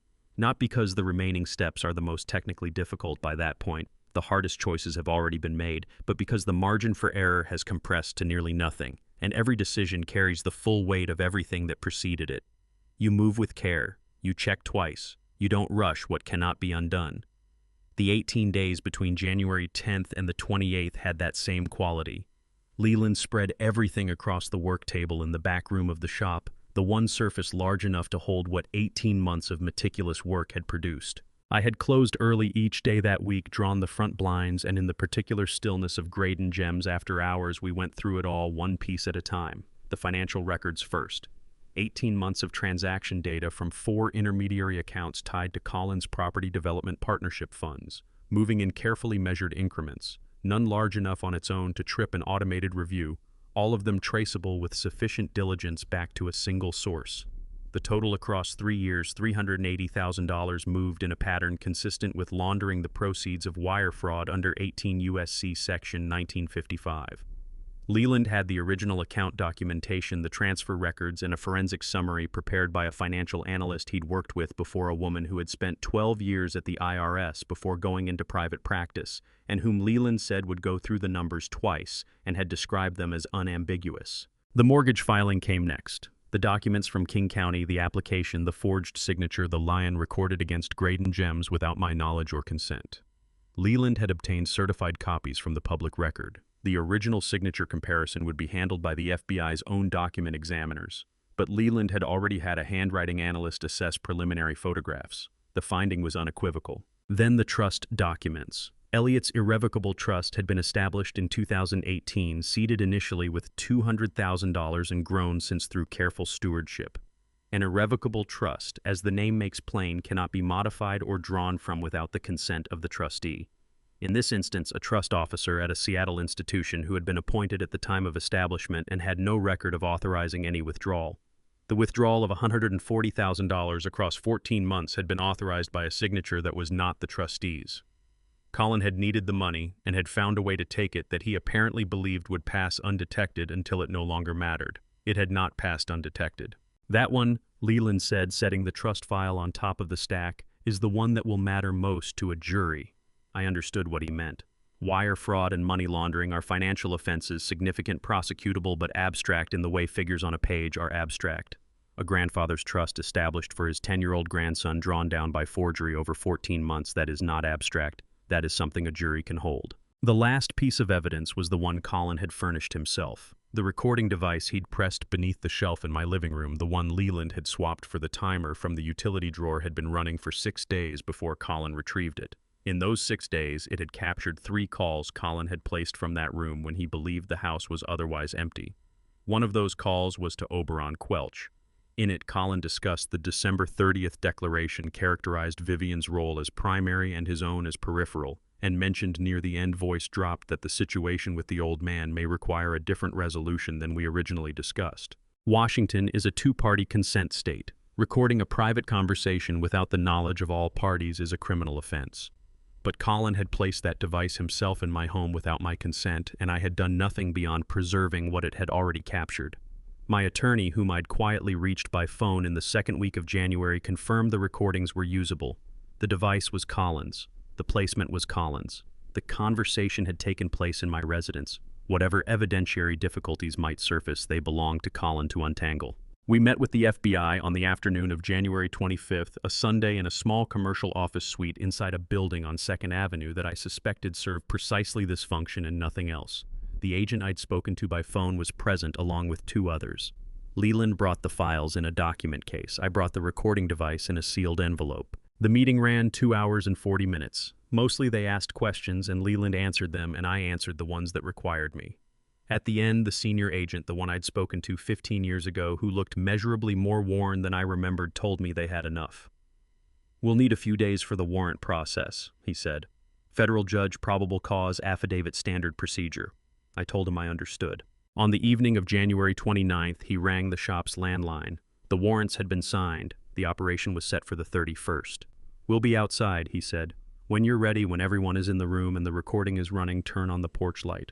We'll come in on that signal." I told him I understood. After I put the phone down, I sat at the workbench for a while in the closed-up quiet of the shop.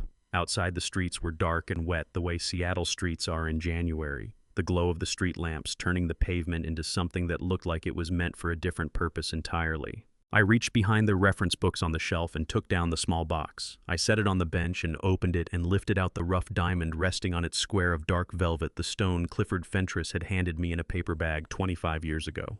The one I had never cut. The one I had returned to many times and always put back. I held it under the bench lamp. Light moved through it in the broken, diffuse way it moves through an uncut stone, not the clean, directed brilliance of a finished piece, but something older than that. Potential held inside an imperfect form, waiting on the decision to begin. I wrapped it carefully and slipped it into my jacket pocket. The porch light. 2 days. The pot roast came from Claudette's recipe. 3 hours in the oven carrots sliced into thick coins. She always added a splash of red wine to the braising liquid and maintained it made all the difference, though neither of us could have told you precisely what that difference was. The last time I'd made it was November 2021. On the morning of January 31st, I stood at the counter running a peeler over carrots above the sink, and I let my mind rest there, not on what the evening was going to require, just on the carrots. Elliot arrived at noon. I'd asked him to come early, said I could use a hand with the table. He knew the air in the house had changed. Children pick that up without being taught, but he kept his questions to himself. He folded the napkins into neat squares the way Claudette always had, never the triangles most people default to, and he set each fork down with the same unhurried precision she'd used.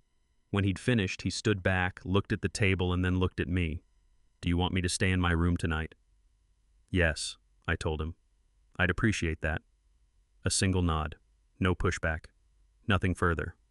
He carried his plate upstairs at 5:00, eased the door shut behind him, and the rest of the evening gave me nothing from that direction.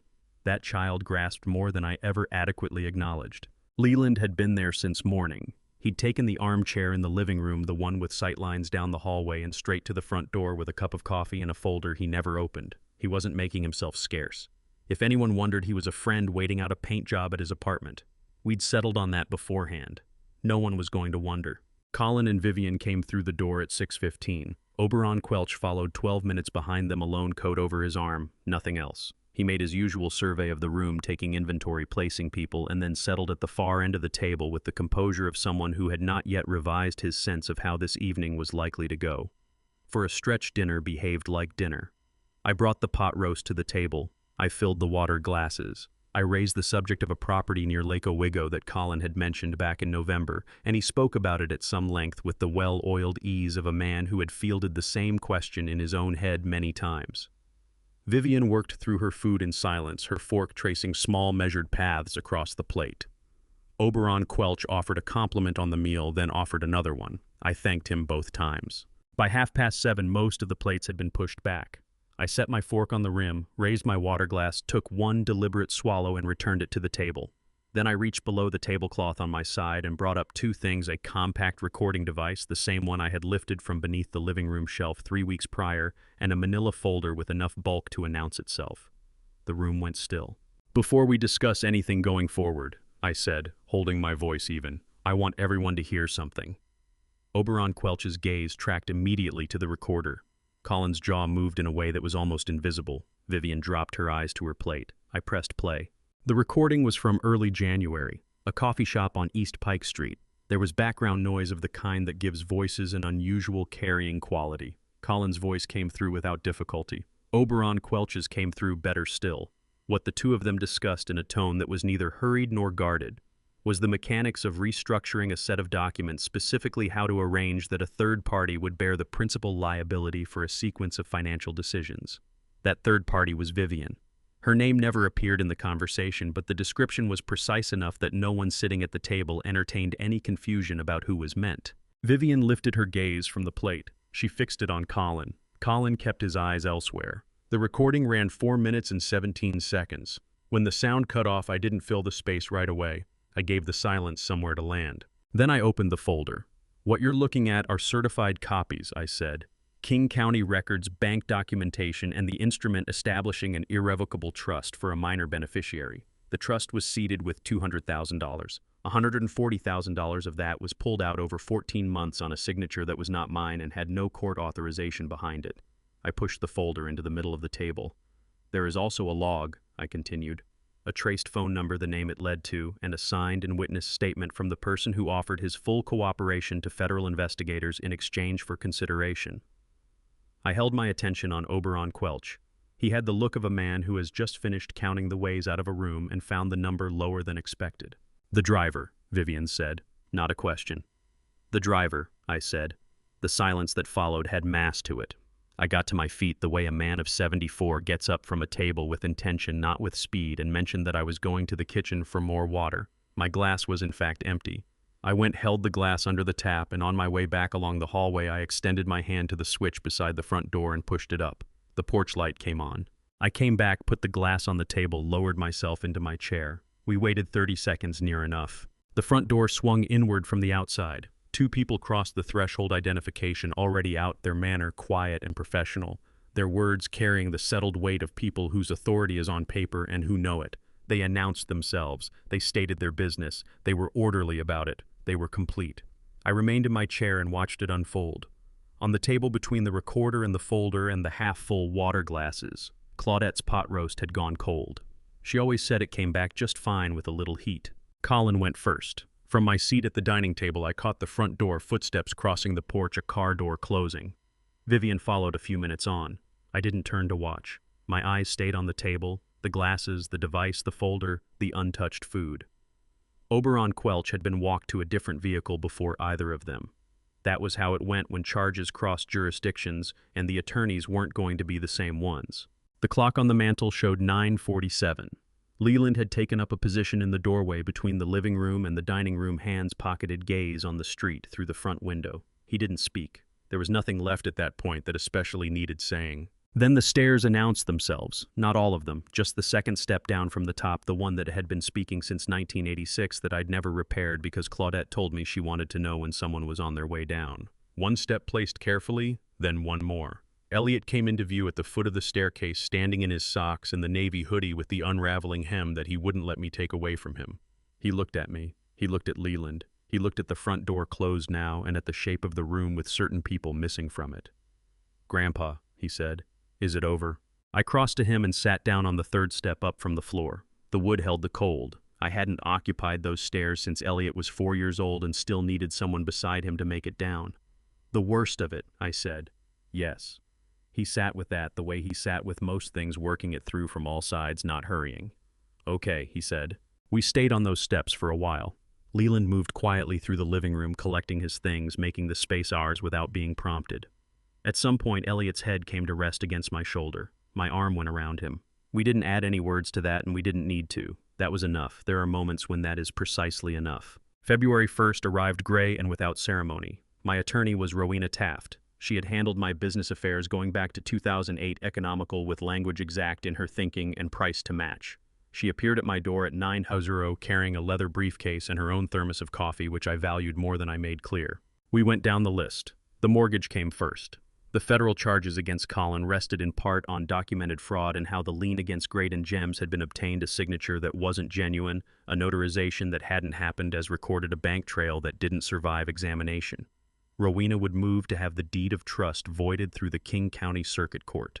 Her estimate was 6 to 8 weeks if things moved cleanly. I told her to build the plan around things not moving cleanly. She wrote it down. The second item was Elliot's trust. The education fund established in his name had been drawn down by $140,000 through a forged authorization from his guardian. Getting the money back would mean probate court, a forensic accounting process, and the bank's involvement at every stage.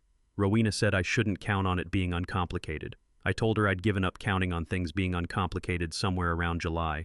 That one almost got a smile from her. The third item was the conservatorship petition Colin had filed back in October. His arrest and the federal charges hanging over him had put it in suspension for now, but Rowena wanted to enter a formal objection and motion to dismiss with full supporting documentation, so that no one acting on Colin's behalf could quietly resurrect it while the legal proceedings ground forward. I agreed. We signed what required signatures. By noon, we had the shape of a path forward. Not a resolution. Plans and resolutions are distinct things, and Rowena was disciplined about never blurring that line, but a direction, a sequence of steps arranged in a sensible order. That was more than I'd had in August. The new space was on North 45th Street, smaller than the Capitol Hill location by 400 square feet, quieter by several degrees, and close enough to a good bakery that on certain mornings the air coming through the ventilation carried bread with it. I had signed the lease the week prior, subject to events I couldn't predict with any certainty at the time. Those events had since resolved themselves. I spent the afternoon of February 1st carrying boxes. Not all of them I'd arranged for help on Thursday, but the things I intended to move with my own hands, the workbench, the tools in their established order, the display case holding the 3 pieces I thought worth putting in front of anyone, and the framed photograph of Claudette and me outside the original shop in 1990, back when the awning was new and we were both younger than our children were now. Leland's office was 2 doors down, second floor, above a print shop reached by a staircase narrow enough that you had to angle yourself sideways with anything wider than a briefcase. The sign hadn't gone up on his door yet. He'd placed the order. "Just waiting on the engraver," he told me. I told him I wasn't going anywhere. The FBI had formally recognized his contribution to the case, a written letter of commendation from the Seattle field office, which Leland had folded into thirds and tucked into a desk drawer without any particular remark. I knew about it because I had been listed as a corroborating reference in the case file, and Rowena had forwarded me the relevant pages. Clifford would have been proud. Not effusively, Clifford didn't do things effusively, but in that quiet, specific way he had of letting you know that what you'd done had arrived where it was meant to. Late in the afternoon, when the light through the new workshop window had shifted to that particular shade of amber that February produces in Seattle on the rare occasions it concedes the sun's existence, I sat down at my workbench for the first time in the new space. The stone was in my jacket pocket. It had been there since January 25th, the morning I went to meet the FBI. I had wanted something real to hold. I took it out and set it on the leather pad. The clouded ice-pale color, the uneven surface, the weight of 23 years of waiting contained in something no larger than a question. You'll know when Clifford had told me. When you look at it properly. I looked at it properly. I opened the tool case on my right, chose the scalpel, adjusted the angle twice, checked the light, and checked the angle once more. Behind me, the new space held the particular quiet of a workshop that hasn't yet found out what kind of place it's going to be, holding its breath, waiting to discover itself. I had some ideas about that. I positioned the stone. The first cut is the one that settles everything, the angle, the direction, the recognition that you've genuinely understood what the stone was always trying to become. You can hold off for 23 years. Eventually, you have to commit. I made the cut. The stone was imperfect. It would remain imperfect. That is the character of things that are real rather than merely wished for. There would be inclusions, asymmetries, places where the light went in directions no calculation could fully account for. But it was real. And in 50 years of experience sitting in the same chair examining what everyone else had passed over, I had found that real is nearly always sufficient. I am 74 years old, half a century at the same bench looking at the stones most people walk past. I built an entire discipline out of noticing what others didn't, the hidden fracture, the false clarity, the flaw buried so deeply you could almost persuade yourself it wasn't there. And somehow I very nearly missed the same thing in my own house. That is the piece that stays with me long after everything else has settled. Not the legal proceedings, not the paperwork, not even the moment the front door came open from the outside. What stays with me is July, a cup of tea, a question I didn't finish asking, a line too smooth, a look in my son's eyes that I recognized and then reasoned myself out of recognizing.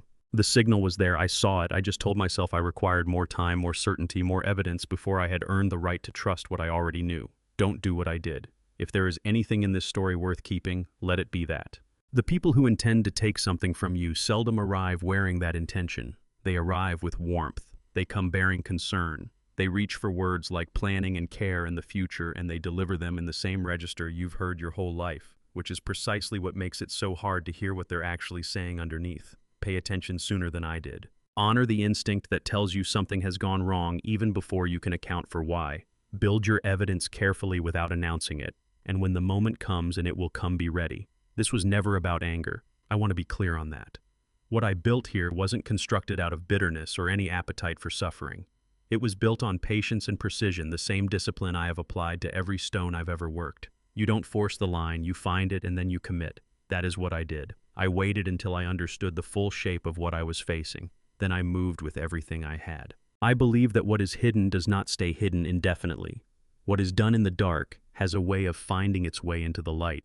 Not always according to our schedule, not always in the form we anticipated, but it happens. I have lived long enough to know that, and I have lived long enough to know that the truth, when it finally surfaces, doesn't require volume to carry weight. I never wanted this to be the story of my family. I wanted my son to be someone I could rely on. I wanted my grandson to grow up without ever needing to understand what betrayal looks like up close.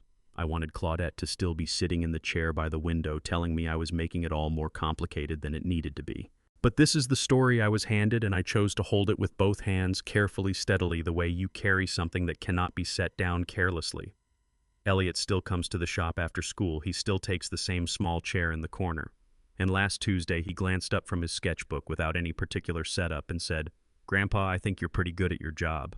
I told him I was still learning. If you've stayed with me this long, I'm grateful. This was not an easy story to tell, and I imagine it was not always an easy one to hear. What this cost me isn't something I can put a clean number on. It cost time and sleep and a version of my family I had hoped we would always be. What it taught me is harder to summarize, but I'll try. I believe God does not allow what is done in darkness to remain there permanently. The timing is rarely ours to choose, but the light does come. I've lived long enough now to stop doubting that. For anyone listening who has felt something shift in their own home, a conversation that landed wrong, a look that didn't quite match the words, let these be the things you take with you. Trust the quiet signal before you need the loud one. Your instincts are usually further ahead than your certainty. Build your case in silence. Patience is not weakness, it is how careful people win. The people who mean to take from you rarely look the part. They arrive warm. They use words like care and family and future. And never let anyone convince you that loving someone means you cannot also hold them accountable. These grandpa revenge stories don't come from anger. They come from love that refused to be taken advantage of. And these father stories, the hard ones, the ones nobody wants to have lived through, carry lessons worth passing down. If this story reached you, I'd be glad to hear your thoughts in the comments. And if you know someone who might need to hear it, please pass it along. That's how stories like this one find the people they're meant to find. Subscribe to Grandpa's Revenge if you haven't already. There's always another story waiting. Thank you for being here. I'll see you in the next one.